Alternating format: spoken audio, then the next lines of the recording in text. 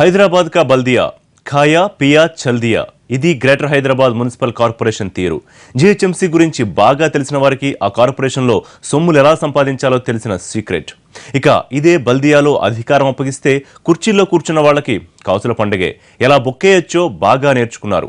5 ఏళ్ల పాటు కార్పొరేటర్లుగా బల్దియాని ఏలిన నేతలు. ఫలితం బల్దియా ఖజానాకు చిల్లు, నేతల జేబులు ఫుల్లు. అధికారం పేరుతో 5 ఏళ్ల పాటు ఆవురావురమంటూ ఆరగించిన జీహెచ్ఎంసీ కార్పొరేటర్ల అడ్డగోలు సంపాదనపై ఎన్టీవీ స్పెషల్ ఫోకస్.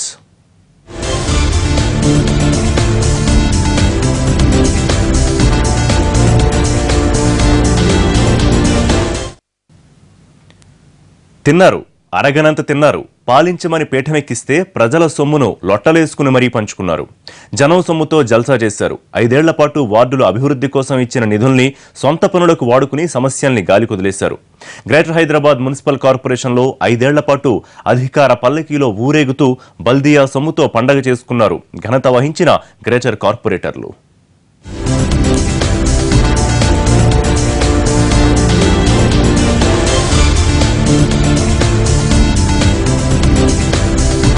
గట్టి వర్షమొస్తే నడి రోడ్లే చెరువులు, నోరు తెరుచుకునే నాలాలు, నీళ్లు రాల్చాలని నల్లాలు. నగరవాసుల కష్టాలు చెప్పాలంటే చాట భారతం. సౌకర్యాలు కల్పించేందుకు, సమస్యలు తీర్చేందుకు డబ్బుల్లేవా అంటే లేకేం, కోట్ల రూపాయల నిధులున్నాయి. కానీ అవన్నీ కార్పొరేటర్ల జల్సాలకు, వారి సదుపాయాల కోసం ఖర్చయిపోతున్నాయి. తమ వార్డు అభివృద్ధి చెందుతుందనే నమ్మకంతో గెలిపిస్తే ఎక్కడి సమస్యలు అక్కడే వదిలేసి కార్పొరేటర్లు రాజభోగం అనుభవించారు. 5 ఏళ్ల పదవీ కాలంలో కార్పొరేటర్లు ప్రజలకు ఏమాత్రం సేవలు చేశారో గాని విలాసాల్లో గడిపారు. విందు వినోదాలతోనే కాలం వెళ్లబుచ్చారు.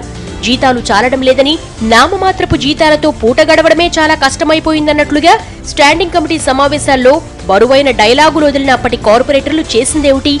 నమ్ముకున్న ప్రజల్ని గాలి కుదిలేసి ప్రజాధనాన్ని లూటీ చేసేందుకు వాళ్లెంచుకున్న మార్గమేమిటి? ఆర్టీఐ సమాచారంతో దిమ్మ తిరిగే నిజాలు వెలుగులోకొస్తున్నాయి. ఇందుకా వీళ్ళని ఎన్నుకున్నదని సామాన్యులు నివ్వెరపోయే నిజాలు బయటపడుతున్నాయి.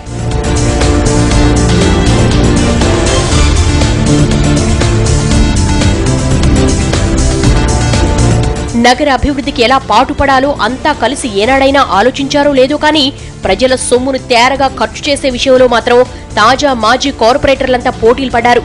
తెలిస్తే పరువు పోతుందని, తాము ప్రజలకు జవాబుదారీగా ఉండాలనే విషయాన్ని గద్దెనెక్కిన నాటి నుంచే మర్చిపోయారు. జనం సొమ్ముతో జల్సాలు చేయడమే లక్ష్యమన్నట్లు వ్యవహరించారు. చారిటీ కోసం సెలబ్రిటీలతో ఓ పూట భోజనం చేయడం సాధారణంగా జరిగే తంతు. అయితే ప్రజా ప్రయోజనాల కోసం ఖర్చు పెట్టాల్సిన సొమ్మును తమ సొంతానికి వాడుకునే వారిని ఏమనాలి? కార్పొరేటర్గా ఎన్నికైన నాయకుల పూట భోజనానికి అయ్యే ఖర్చెంతో తెలుసా? అక్షరాల 1500 రూపాయలు. అన్ని వందలు పోసి ఏం తిన్నారని ఆశ్చర్యపోకండి. కష్టపడి సంపాదించిన సొమ్మైతే భోజనానికి అంత అవసరమా అనిపించేది. ప్రజల సొమ్మేనాయే, ఎంతైతే ఏంటి? భోజనానికే 1500 పెట్టే కార్పొరేటర్ల నెల జీతం మాత్రం 4000. కేవలం 4000 జీతగాడికి ఓ పూట భోజనానికి ఇంత ఖర్చు పెట్టే స్తోమత ఎక్కడి నుంచి వచ్చిందన్న ప్రశ్నకు ఆర్టీఐ సమాచారమే సమాధానం చెప్తోంది. కార్పొరేటర్లు కౌన్సిల్ సమావేశాలు ఏ విధంగా జరిగాయి, వాళ్ళు ఎంత నిధులు ఖర్చు పెట్టారని అడిగాం. మాకిచ్చిన సమాచారంలో మేము చూస్తే చాలా ఆశ్చర్యపోయాం. 4000 జీతభత్యం తీసుకుంటూ ఫోన్ బిల్లుల కోసం 1,86,00,000 రూపాయలు ఖర్చు పెట్టారు. మీరు 4000 జీతభత్యం తీసుకుంటూ, మీరు గౌరవ వేతనం తీసుకుంటూ టూర్ల కోసం 3,66,00,000 ఖర్చు పెట్టారు. మీ ఇన్సూరెన్స్ కోసం, పేద ప్రజలకి ఫ్రీగా ఇచ్చే ఇన్సూరెన్స్ పేదలు ఇవ్వాల్సింది వీరు 72 లక్షల రూపాయలు ఖర్చు పెట్టారు. హైదరాబాద్ మహానగరపాలక సంస్థలో 3 నెలలకోసారి సర్వసభ్య సమావేశం జరుగుతుంది. కార్పొరేటర్లు, ఎక్స్ అఫిషియో సభ్యులు, ఎంపీలు, ఎమ్మెల్యేలు, ఎమ్మెల్సీలు అంతా కలిపితే పాలక మండలి సమావేశంలో పాల్గొనే వారి సంఖ్య 200 ఉంటుంది. సమావేశం రోజున వీరికి టిఫిన్, భోజన ఏర్పాట్లుంటాయి. ఈ 5 ఏళ్ల కాలంలో 14 సర్వసభ్య సమావేశాలు జరిగాయి. వీటికి హాజరైన సభ్యుల భోజనాల సంఖ్య 42,13,000 ఖర్చు పెట్టారు. అంటే ఒక్కో సమావేశానికి సగటున సుమారు 3 లక్షల రూపాయలు. ఈ లెక్కన ఒక్కొక్కరి భోజనానికి 1500 రూపాయలు ఖర్చు పెట్టేశారు. లేకపోతే ఖర్చు రాసేశారు. చివరి భోజనాల దగ్గర కూడా కక్కుర్తిపడి ప్రజల సొమ్మును జేబులో వేసుకున్నారు.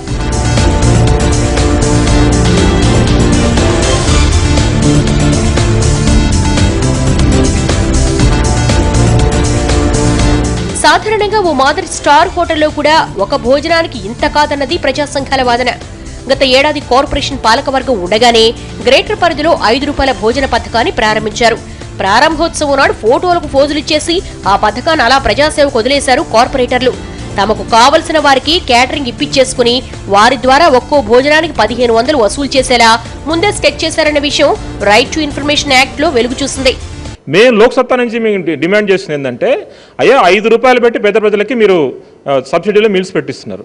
ఆ మీల్స్ కనుక మీరు ఉపయోగించుకున్నట్లయితే 40 లక్షల రూపాయలు మిగిలే కదా, ఇది మన డెవలప్మెంట్ కోసం ఉపయోగించవచ్చు కదా. నేననేది ఇటువంటి కార్పొరేట్లను ఎన్నుకుంటే పేద ప్రజలకి కానీ లేకపోతే ఇక్కడ ఉన్న ప్రజలకు కానీ ఇంకొకసారి మనకి అన్యాయం జరగబోతుంది. మేము చెప్తున్నాం, ఈ కార్పొరేట్ల మీద ఏసీబీ ఎంక్వైరీ చేయాలి.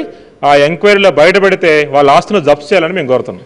ఇలా భోజనాల విషయంలోనే లక్షల రూపాయలు బొక్కేసిన కార్పొరేటర్లు 4 డబ్బులు సంపాదించి పెట్టే ఏ ఖాతాను వదలకుండా వాటాలు పంచేసుకున్నారు. తిన్న కొన్ని గంటలకే అరిగిపోయే భోజనాల విషయంలో కక్కుర్తి పడితే పడ్డారని క్షమించడానికి వీల్లేకుండా అరగనంత తిన్నారు. అడ్డగోలుగా ప్రజాధనాన్ని సొంత సొమ్ములా ఖర్చు పెట్టేశారు. పదవొచ్చింది, ఇక పంచుకోవడమే మిగిలింది అన్నట్టు సాగింది మాజీల హవా. ఎన్నికల్లో ఖర్చు పెట్టిన ప్రతి రూపాయిని రాబట్టుకోవాలన్న టార్గెట్తో పని కానిచ్చేశారు. 5 ఏళ్ల కాలంలో ప్రజారోగ్యాన్ని గాలికొదిలేసిన కార్పొరేటర్లు మెడికల్ ఇన్సూరెన్స్, టెలిఫోన్ బిల్లుల పేరుతో ఇష్టారాజ్యంగా నొక్కేశారు.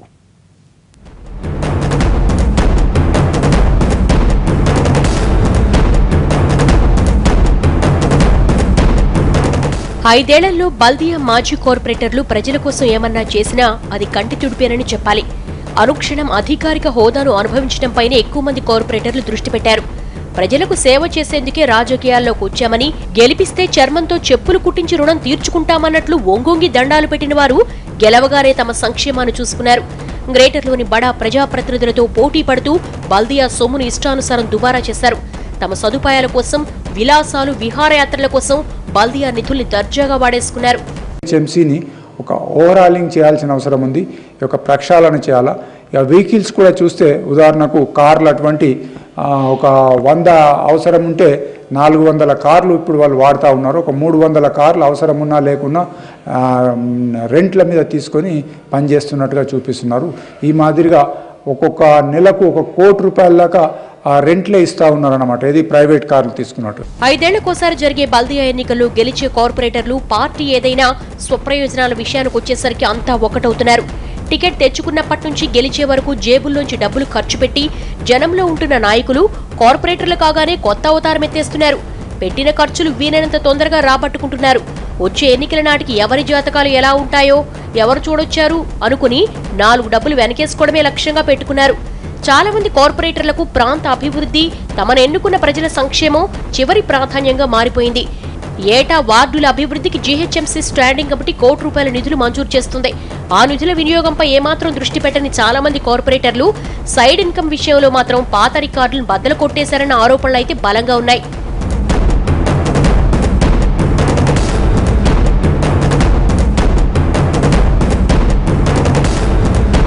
ఐదేళ్ల తర్వాత మళ్లీ మరోసారి గెలుస్తామని ఆశ లేని కార్పొరేటర్లు అందిన కాడికి దులుపుకోవడమే ధ్యేయమన్నట్లు వ్యవహరించారు. బల్దియా డబ్బులతో డివిజన్లలోని తమ కార్యాలయాలకు హైటెక్ హంగులద్దారు. తమ పదవీకాలం 5 ఏళ్లేనని తెలిసినా సొంత కార్యాలయాల హంగుల కోసం 3 కోట్లు ఖర్చు పెట్టి దర్జా వెలగబెట్టారు.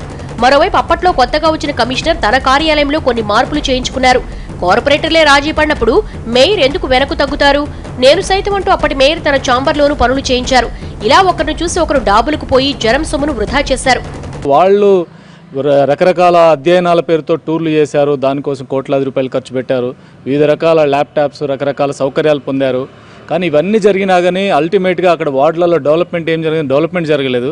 కానీ కార్పొరేటర్లు వాళ్ళకి కావాల్సినటువంటి నిధులు వ్యక్తిగతంగా ఆ రకంగా లబ్ధి పొందినటువంటి పరిస్థితి. అందుకని ప్రజాధనం ఈరోజు ప్రజాప్రతినిధులు దాన్ని దుర్వినియోగం చేశారు. ఆ రకంగా ప్రజలకు వినియోగపడాల్సింది, అభివృద్ధికి ఉపయోగపడాల్సింది నష్టం జరిగిందని చాలా స్పష్టంగా అనిపిస్తుంది. అందరినీ ఒకే ఘటన కట్టేయలేకపోయినా, చాలా మంది కార్పొరేటర్లు ప్రజలకు అందుబాటులో లేకపోయినా, ఏనాడు వారి గోడు పట్టించుకోకపోయినా తమ ఫోను బిల్లులకు మాత్రం ₹186,00,000 బల్దియా సొమ్మును ఖర్చు రాసేసిన విషయం ఆర్టీఏ సమాచారంతో వెలుగు చూసింది. ఎంతసేపు గ్రేటర్ సిటీనేనా? మనిషి అన్నాక, అందులోనూ కార్పొరేటర్లు అన్నాక కాసంత కళాపోషణ లేకపోతే ఎలాగనుకున్నారో ఏమో కోట్లు ఖర్చు పెట్టి స్టడీ టూర్లు కూడా కానిచ్చేశారు. రోడ్లు, డ్రైనేజ్, సాలిడ్ వేస్ట్ మేనేజ్మెంట్ అభివృద్ధి కోసం అధ్యయనం పేరుతో సిమ్లా, డార్జిలింగ్, గ్యాంగ్టక్, కాశ్మీర్ టూర్లకు గత పాలకవర్గ కార్పొరేటర్లు ఎంత ఖర్చు పెట్టారో తెలుసా? ₹3,66,00,000. పోని వెళ్ళొచ్చాక గ్రేటర్ సిటీని ఏమన్నా ఉద్ధరించారా అంటే అది లేదు. గోతులమయమైన రోడ్లు, మురికినీటి ప్రవాహాలు, కంపుకొట్టే కాలనీలు, ముక్కు మూసుకునేలా చేస్తున్న చెత్త కుప్పలు. ఇవి ఎన్నుకున్న ప్రజలకు కార్పొరేటర్లు మిగిల్చి వెళ్లిన ఆనవాళ్లని మండిపడుతున్నాయి ప్రజా సంఘాలు. ఫోకస్లో షార్ట్ బ్రేక్ తీసుకుందాం.